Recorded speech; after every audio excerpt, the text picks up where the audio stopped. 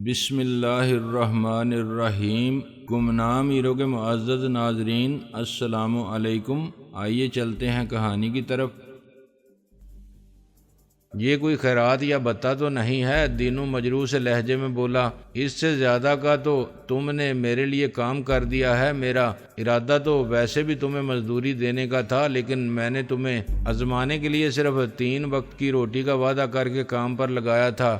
میں دیکھنا چاہتا تھا کہ تم کام چور یا مفت خورے تو نہیں ہو، لیکن تم تو جن نکلے۔ تم نے 4 آدمیوں کا کام کیا ہے۔ اس رقم کو اپنی آدھی مزدوری سمجھ کر لے جاؤ۔ اس کام کو میری طرف سے تحفہ سمجھنا۔ اگر کبھی تمہارے حالات بدل جائیں، تمہارے یہ ریستوران ترقی کر جائے تو کبھی کبھار یاد کر لیا کرنا، ایک پردیسی آیا تھا جو یہاں تمہارے چھپر ہوٹل کی پہلی 4 دیواری بنا کر گیا تھا۔ میں نے مسکراتے ہوئے کہا، میں ابھی لباس تبدیل نہیں کر پایا تھا کہ 8-10 آدمیوں کی ایک ٹولی چھپر کی طرف آتی دکھائی دی۔ ان میں مختلف عمروں اور مختلف حلیوں کے لوگ تھے۔ وہ خاصے جوش میں دکھائی دیتے تھے۔ وہ چھوٹا موٹا سا ایک جلوس تھا جو چھپر کی طرف چلا آ رہا تھا۔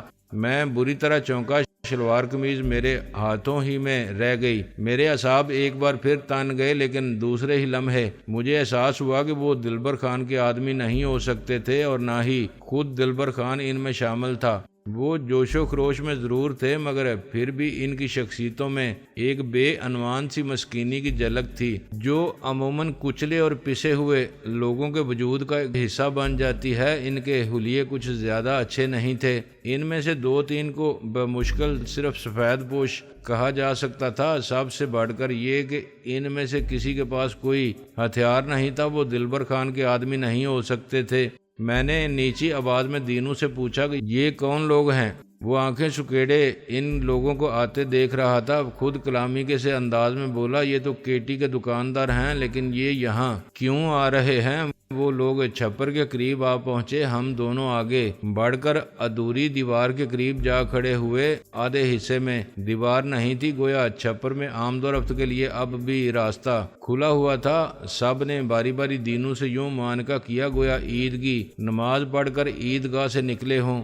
پھر ایک باری برکم ادھیڑ عمر شخص آگے بڑھا جو دوسروں کی نسبت زیادہ سفید پوش تھا۔ وہ گویا ان لوگوں کی قیادت کر رہا تھا۔ وہ سندھی میں دینو سے مخاطب ہوا، بھائی سنا ہے تمہارے ہاں کوئی شیر جوان آیا ہے جس نے دلبر خان کے آدمیوں کی پٹائی کر دی۔ تمہارے خیال میں کیا یہ کوئی بہت اچھا کام ہوا ہے؟ دینو کرا کر بولا۔ اس کے جواب میں اب میرا جو حشر ہوگا وہ دنیا دیکھے گی۔ ایسی کوئی بات نہیں ہے دینو بھائی، ادھیڑ عمر شخص اس کا کندھا تھپک کر بولا، ہم تمہارے ساتھ ہیں۔ تمہیں تو پتا ہے کہ دلبر خان کے چکروں سے ہم کتنا تنگ آ گئے ہیں۔ اب اس نے بتہ ایک دم ہی دگنا کر دیا ہے۔ ہمیں تو پیٹ پالنا مشکل ہو رہا ہے، ہم کہاں سے دیں اتنے پیسے؟ دینو اپنی چوٹوں کو سہلاتے ہوئے بولا، جن شہروں یا گوٹھوں میں بتے لینے والے اور لوگوں سے اپنے غلاموں جیسا سلوک کرنے والے پیدا ہو جاتے ہیں، وہ کبھی نہیں پنپتے۔ وہ آہستہ آہستہ ویران ہو جاتے ہیں، اجڑ جاتے ہیں۔ مجھے لگتا ہے کہ کیٹی مراد بھی اب ویران ہو جائے گی، اجڑ جائے گی۔ ظاہر ہے ہم بتہ نہیں دے سکتے اور دلبر خان کے آدمی ہم پر رحم نہیں کر سکتے، تو ہمیں آہستہ آہستہ یہاں سے کوچ ہی کرنا ہوگا۔ اب ہمیں یہ جگہ چھوڑ دینے کی تیاری کرنی چاہیے۔ اس کے لہجے میں بلا کی دانش مندی بھی تھی اور افسردگی بھی۔ ادھیڑ عمر شخص اس کا کندھا تھپکتے ہوئے بولا، ہر ظلم کی ایک حد ہوتی ہے دینو بھائی، ہماری حالت اب غلاموں سے بدتر ہوتی جا رہی ہے۔ دلبر خان اور اس کے آدمی جب جہاں اور جس کو چاہیں مار مار کر ادمرہ کر دیتے ہیں، ڈیرے پر اٹھا کر لے جاتے ہیں، اور وہاں جو کچھ ہوتا ہے اس کو دیکھ کر شاید آسمان بھی کانپ اٹھتا ہو۔ نہیں کانپتا، دینو اس کی بات کاٹتے ہوئے بولا، ورنہ یہاں کوئی ایسا عذاب نازل ہو چکا ہوتا جو ظالموں کو بہا کر لے جاتا اور مظلوموں کو ان سے نجات دلا دیتا، لیکن ابھی تک ایسا نہیں ہوا۔ ہو جائے گا، ہو جائے گا۔ ادھیڑ عمر نوبارد نے دینو کو تسلی دی، تم دیکھنا جب اوپر والے کی لاٹھی حرکت میں آئے گی تو 1 منٹ میں کایا پلٹ جائے گی۔ جب تک ظلم اور زیادتی پھلتی پھولتی رہتی ہے وہ بہت طاقتور لگتی ہے اور ایسا معلوم ہوتا ہے کہ اسے کوئی نہیں روک سکتا، لیکن جب اس کے مٹنے کا وقت آتا ہے تو اس کے اپنے ہی آس پاس سے کوئی آندھی سی سی اٹھتی ہے جو اس کو ریت کے ذروں کی طرح اڑا کر لے جاتی ہے۔ آنکھوں کو یقین نہیں آتا کہ سب کچھ اتنی جلدی ہو گیا۔ میرا تو اب اس جگہ سے دل کھٹا ہو گیا ہے۔ بھائی غلام حسین دینو بیزاری سے بولا، اب تو یہاں ظلم بہت بڑھ گیا ہے۔ آپ ذرا اس ماں کی حالت پر غور کریں جس کو پتا ہو کہ اس کے 16-17 سال کے لڑکے کو دلبر خان کے آدمی اٹھا کر ڈیرے پر لے گئے ہیں اور وہاں 3 راتوں اور 3 دن سے اس پر بہت تشدد ہو رہا ہے جو پولیس والے بھی نہیں کرتے۔ آپ سوچیں اس ماں کے بارے میں، وہ 3 دن اور 3 راتیں کیسی گزری ہوں گی، اور پھر اس ماں کو یہ بھی پتا ہو کہ وہ کچھ بھی نہیں کر سکتی۔ آپ سوچیں اس بے بسی نے اس کا کیا حال کیا ہوگا۔ کرب سے دینو کی آواز بیٹھ سی گئی۔ ادھیڑ عمر شخص جسے غلام حسین کے نام سے مخاطب کیا گیا تھا افسردگی سے بولا، میں سمجھ گیا تم دیدار علی اور اس کی ماں کی بات کر رہے ہو۔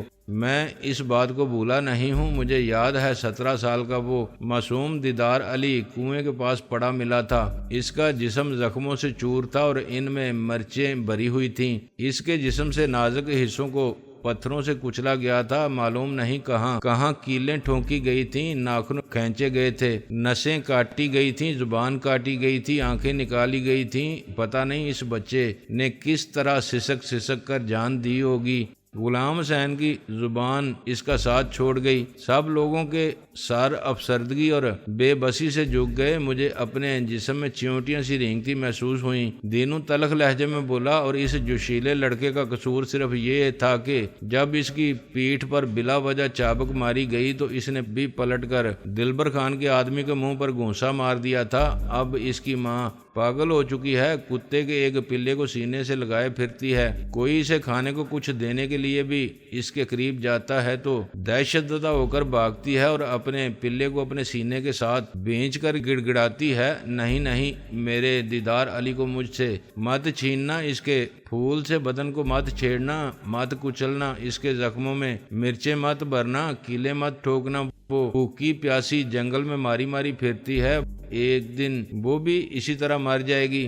میرا دل کہتا ہے یہ سب کچھ ختم ہونے والا ہے، حالات بدلنے والے ہیں۔ غلام حسین کے لہجے میں عجیب سا یقین تھا۔ کبھی کبھی ایسا ہوتا ہے، ظلم کرنے والوں کی اپنی بغل سے ہی کوئی ہاتھ نکلتا ہے اور ان کی گردن دبوچ لیتا ہے۔ دینو احتجاجیہ سے انداز میں ہنس دیا، لیکن اس کی ہنسی گویا ایک درد بری کراہ میں ڈل گئی۔ غلام حسین، مجھے نہیں پتا تھا تم اپنی دکان پر بیٹھے کپڑا بیچتے بیچتے دن میں خواب بھی دیکھتے رہتے ہو۔ مجھے امید کی کرن نظر آئی ہے۔ غلام حسین بولا، ہم تو انتظار کر رہے تھے کہ کوئی ہمارے آگے چلنے والا ملے، ہمارا ساتھ دینے والا ملے تو ہم دلبر خان اور اس کے آدمیوں کے سامنے سینہ تان کر کھڑے ہوں اور اس سے کھل کر بات کریں کہ آخر یہ ظلم اور زیادتیاں کب تک چلیں گی۔ وہ ذرا خاموش ہوا تو ایک اور اسی جیسا قدرے سفید پوش شخص آگے بڑھ کر بولا، مصیبت یہ ہے کہ یہاں نہ کوئی تھانہ ہے نہ کچہری ہے، ہم اپنی فریاد لے کر جائیں تو کہاں جائیں؟ دینو تلخ لہجے میں بولا،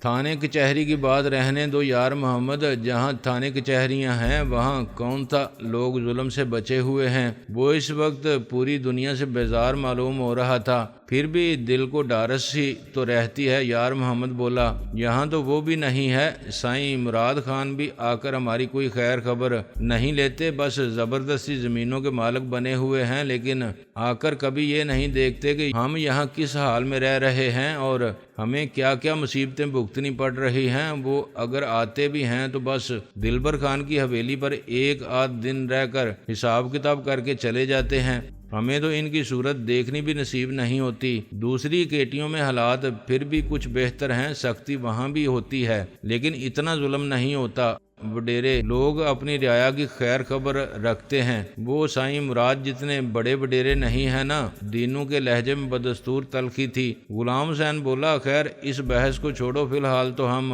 اس بات کا فیصلہ کر کے آئے ہیں کہ جو کچھ بھی ہوا ہے اب اس کے جواب میں ہم تمہارے ساتھ مزید کوئی زیادتی نہیں ہونے دیں گے۔ ہم اکٹھے ہو کر اور ایک زبان ہو کر دلبر خان اور اس کے آدمیوں سے بات کریں گے اور اسے ہماری بات سننی پڑے گی۔ ہم آج پہلی بار متحد ہونے کی کوشش کر رہے ہیں اور اس سے ضرور فرق پڑے گا۔ دینو ہنسنے لگا، یہ عجیب ہنسی تھی، شاید وہ ہنسنے کے انداز میں رو رہا تھا۔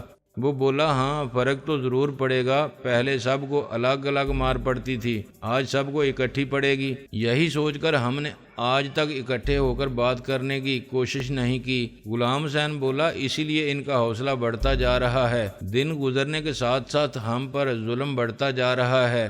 تمہیں یاد ہوگا کسی زمانے میں اس علاقے کی زمینیں آباد کرنے کے لیے ہم کو منت خوشامد کر کے یہاں لایا گیا تھا، سیلاب کے ڈر سے کوئی ادھر کا رخ نہیں کرتا تھا۔ ہمارے بزرگوں، بھائیوں، رشتہ داروں نے یہ علاقہ آباد کیا ہے، پہلے ہم سے محبت کی جاتی تھی، ہمارا خیال رکھا جاتا تھا، لیکن اب انہیں احساس ہو گیا ہے کہ ہماری جڑیں یہاں گہری ہو گئی ہیں، ہم کہیں جا نہیں سکتے، تو مہربانیاں کم ہوتے ہوتے آہستہ آہستہ ظلم میں بدل گئی ہیں۔ میں تو کہتا ہوں اگر ہم سب کیٹی والے متحد ہو جائیں تو دلبر خان کو اپنا رویہ بدلنا پڑے گا، اور ہماری کچھ خیر خبر سائیں مراد تک بھی پہنچے گی، جنہوں نے ہمیں ان لوگوں کے رحم و کرم پر چھوڑ دیا ہے۔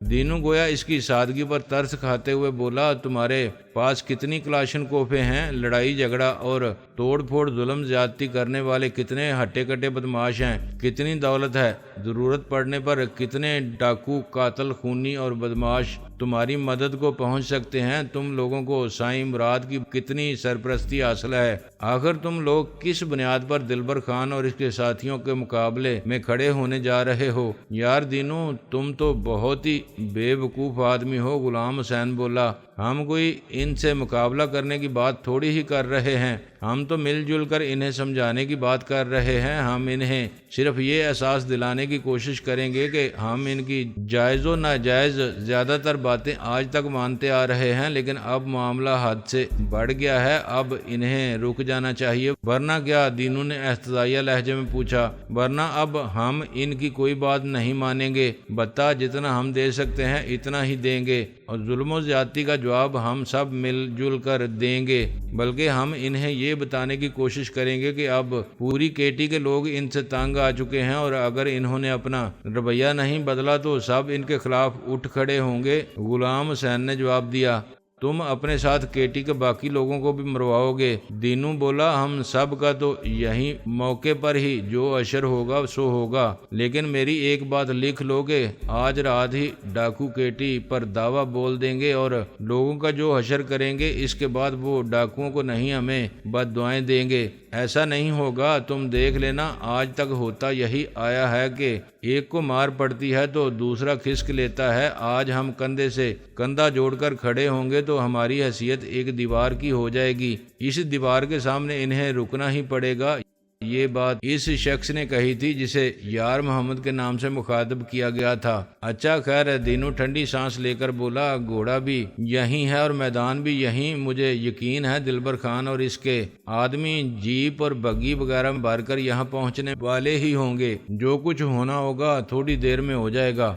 ایک اور جوان سا شخص بولا میری سمجھ میں تو یہ بات نہیں آتی کہ دلبر خان کے اشاروں پر چلنے والے 15-20 ہٹے کٹے اور شکل سے ہی خطرناک بدماش نظر آنے والے ان آدمیوں کے خرچے اور ٹھاٹ باٹ کہاں سے چلتے ہیں۔ یہ لوگ کوئی کام نہیں کرتے، کوئی کاروبار نہیں کرتے، نہ زمینوں پر کام کرتے ہیں، نہ دکانداری کرتے ہیں، دن رات ڈیرے پر پڑے اینٹتے رہتے ہیں، ہر عیاشی کرتے ہیں، اچھے سے اچھا کھاتے پہنتے ہیں، آخر ان لوگوں کے پاس اتنا روپیہ کہاں سے آتا ہے؟ دینو احتجاجیہ انداز میں ہنکارا بھر کر بولا لو جی یہ بولا بادشاہ ابھی اسی سوچ میں الجھا ہوا ہے، بھائی ان کو دلبر خان کے ذریعے سائیں مراد کی طرف سے بھی وظیفہ ملتا ہے، زمینوں کے حساب میں بھی کچھ ہیرا پھیریاں ہوتی ہیں جس میں سب کا حصہ ہوتا ہے، بتوں سے حاصل ہونے والی رقم کے حصے بکھرے ہوتے ہیں، ڈاکوؤں سے بھی انہیں کچھ نہ کچھ ملتا ہے، بلکہ مجھے تو یہ خود بھی ڈاکو ہی لگتے ہیں، شاید ضرورت کے وقت یہ سب ایک دوسرے کا ہاتھ بٹاتے ہیں اور بھی معلوم نہیں کیا کیا ناجائز دھندے ہوں، بہت لمبے چوڑے گٹھ جوڑ ہیں جو نہ جانے کہاں سے کہاں تک پھیلے ہوئے ہیں۔ میں دل میں ایک عجیب سے تعصب کی لہر محسوس کیے بغیر نہ رہ سکا، وہ چاہے امریکہ اور یورپ کے چمکتے دمکتے شہر تھے یا ایشیا کی بے ہنگم بستیاں، ہمارے اپنے رنگا رنگ شہر تھے یا دور افتادہ اور گمنام گاؤں دیہات، ہر جگہ چھوٹی یا بڑی کسی نہ کسی قسم کی مافیا ضرور موجود تھی۔ ہر جگہ دوسروں کا خون چوس کر اور ناجائز دھندوں کے جال پھیلا کر پلنے والے چھوٹے یا بڑے گروہ ضرور موجود تھے۔ دن بہ دن یہ سلسلہ زیادہ ہی پھیلتا جا رہا تھا۔ ہر جگہ کسی نہ کسی قسم کی مافیا اپنے پنجے گاڑ رہی تھی۔ اب تو وہ چھوٹی چھوٹی معصوم بستیاں اور آبادیاں بھی اس کی لپیٹ میں آتی جا رہی تھیں، جنہوں نے کبھی منظم قسم کے شر، فساد اور بدماشی کی جھلک بھی نہیں دیکھی تھی، اور وہاں رہنے والوں نے شاید کبھی سوچا بھی نہیں تھا کہ ان پر ایسے بھی دن آئیں گے۔ معلوم نہیں یہ چیزیں کس قسم کی ترقی کے ساتھ آ رہی تھیں، سائنس کی ترقی کے ساتھ، تمدن کی ترقی کے ساتھ، یا سیاست کی ترقی کے ساتھ۔ وجوہات خواہ کچھ بھی رہی ہوں، لیکن زیادہ افسوسناک بات یہی تھی کہ کوئی اس سیلاب کو روکنے میں دلچسپی لیتا دکھائی نہیں دے رہا تھا۔ باقی دنیا تو اجتماعی خودکشی کی طرف جا رہی تھی، لیکن اپنے معاشرے کا انجام بھی کچھ اچھا دکھائی نہیں دے رہا تھا۔ اچھا خیر، ان باتوں کو چھوڑو۔ میں یار محمد کی آواز سن کر چونکا۔ وہ دینوں سے مخاطب تھا۔ تم ہمیں اس جوان سے تو ملواؤ جس نے دلبر خان کے آدمیوں کی ٹھکائی لگائی۔ اسی کے بارے میں تو سن کر ہمیں اکٹھے ہونے اور یہاں آنے کی ہمت ہوئی۔ ہم نے سوچا جب کوئی اکیلا پردیسی اتنی ہمت دکھا سکتا ہے تو ہم سب تعداد میں اتنے زیادہ ہوتے ہوئے اور یہاں کے پرانے باشندے ہوتے ہوئے بھی کیوں مار کھاتے رہتے ہیں، اور اس مصیبت کو روکنے کے لیے کیوں کچھ نہیں کرتے جو دن بہ دن بڑھتی جا رہی ہے۔ ذرا اس کو بلاؤ تو صحیح، کدھر ہے وہ؟ اگر وہ ہمارے ساتھ کھڑا ہوگا تو ہم اور زیادہ ہمت کے ساتھ دلبر جان اور اس کے آدمیوں سے بات کریں گے۔ میں ان لوگوں کو آتے دیکھ کر دینوں کا اشارہ پا کر مٹی کے کاؤنٹر کے پیچھے چوبی تختے پر جا بیٹھا تھا۔ میں انہیں دیکھ رہا تھا، لیکن انہیں شاید صرف آنکھوں تک میرا چہرہ نظر آ رہا تھا، اس لیے انہوں نے میری طرف توجہ نہیں دی تھی۔ میں ابھی شلوار قمیض بھی نہیں پہن سکا تھا، مختصر دھوتی کو لنگوٹ کی صورت میں ہی جسم پر کسے ہوئے تھا۔ میں اس کو یہاں سے بھگا رہا تھا۔ دینو بولا، میں ایک بے گناہ کا خون اپنے سر نہیں لے سکتا۔ میرا اب بھی یہی خیال ہے کہ اس کو جانے دے اور اپنے جھگڑے خود ہی طے کریں۔ ہم دلبر خان اور اس کے آدمیوں کے سامنے ہاتھ باندھ لیں گے، معافی مانگ لیں گے، ان کے پاؤں پکڑ لیں گے، شاید وہ ہمیں معاف کر دیں، لیکن اس جوان کا یہاں رہنا ہمارے لیے زیادہ مصیبت کھڑی کر دے گا۔ ایک تو ان لوگوں کو اسے دیکھ کر غصہ زیادہ آ جائے گا، دوسرے یہ بے گناہ مارا جائے گا، بچے گا نہیں، اور ایسے شیر جیسے جوان کی موت کا مجھے بہت افسوس ہوگا۔ میں اپنے آپ کو زندگی پر معاف نہیں کر سکوں گا۔ اپنے لیے شیر جیسے جوان کے الفاظ سن کر میں مسکرا دیا۔ یہ دینوں کی ذرا نوازی تھی، ورنہ میں تو اس وقت اپنے آپ کو اول درجے کا گدھا محسوس کر رہا تھا۔ میری خود بھی سمجھ میں نہیں آ رہا تھا کہ میں نے اپنے آپ کو کس چکر میں الجھا لیا تھا۔ ان لوگوں کی باتوں سے تو یہی ظاہر ہوتا تھا کہ یہ سلسلہ میرے لیے خطرناک ثابت ہو سکتا تھا، لیکن دوسرے ہی لمحے میں اندیشوں کے جال سے نکل آیا۔ میرا یہ یقین تو ہمیشہ سے ہی پختہ چلا آ رہا تھا کہ زندگی اور موت صرف خدا کے ہاتھ میں ہے، لیکن گزشتہ چند دنوں میں یہ یقین پختہ تو ہو گیا تھا۔ اپنے آپ کو جان بوجھ کر تو موت کے منہ میں پھینکنا کوئی دانش مندی نہیں تھی، حفاظت کی تدبیر کرنے میں کوئی حرج نہیں تھا، لیکن موت کے خوف سے تھر تھر کانپتے رہنے کی ضرورت نہیں تھی۔ میں نے اپنے آپ کو تنبے تقدیر تو چھوڑا ہوا ہی تھا۔ ایک بار پھر میں نے ہر خوف کو ذہن سے جھٹک دیا۔ غلام حسین دینوں سے مخاطب ہوا، یار یہ تم بڑی بڑی باتیں چھوڑو اور اس جوان کو بلاؤ۔ یہ کہتے ہوئے اس نے میری تلاش میں ادھر ادھر نظر دوڑائی، پھر اس کی نظر مجھ سے ملی۔ اس کے ساتھ ہی غالباً سبھی نے مجھے دیکھ لیا، لیکن صرف آنکھوں کی حد تک۔ دینوں نے شکست خوردہ سے انداز میں آواز لگائی، آ جاؤ بھائی۔ افضل خان، میں نے اسے اپنا نام صرف افضل بتایا تھا، خان اس نے خود ہی لگا لیا تھا، وہ ہمیشہ مجھے افضل خان ہی کہہ کر بلاتا تھا۔ میں نے کاؤنٹر کے عقب میں ہی رہتے ہوئے شلوار قمیض زیب تن کی، یوں اپنے حلیے کو حتی الامکان معززانہ بنایا اور ان کے سامنے چلا گیا۔ میں نے محسوس کیا کہ وہ سب بالکل مبہوت تھے، میری طرف دیکھ رہے تھے، حالانکہ میں اس وقت خود کو خاصا چغد محسوس کر رہا تھا۔ میرے خیال میں تو میری حالت تباہ تھی۔ میری قمیض کے بٹن ٹوٹے ہوئے تھے، گریبان لوفروں کی طرح کھلا ہوا تھا۔ چھپر ریستوران میں ایک عجیب مروبیت زدہ سا سکوت چھا گیا تھا جو مجھے بہت ہی گراں گزر رہا تھا۔ بالآخر یار محمد میرا بازو تھپ تھپاتے ہوئے بولا، دوست دینو ٹھیک کہتا تھا، تم واقعی شیر جوان ہو۔ دینو ایک بار پھر اپنی چوٹیں سہلاتا ہوا بولا، لیکن کلاشنکوف کے سامنے شیر اور بکری صاحب برابر ہیں، ایک ہی برسٹ میں دونوں کا کام تمام ہو سکتا ہے۔ ابھی جب دلبر خان اور اس کے آدمی کلاشنکوفیں لیے آئیں گے تو اس شیر کی جوانی 1 منٹ میں اس مٹی میں ملتی نظر آئے گی۔ اس نے چھپر ریستوران کے فرش کی طرف اشارہ کیا، اگر ہم زندہ رہے تب بھی شاید اس کے جنازے تک کو کندھا نہ دے سکیں، اور کیا خبر جنازہ اٹھے بھی یا نہیں۔ ایسے گستاخ دشمن کی لاش تو وہ جنگل کے قریب لے جا کر پھینک دیتے ہیں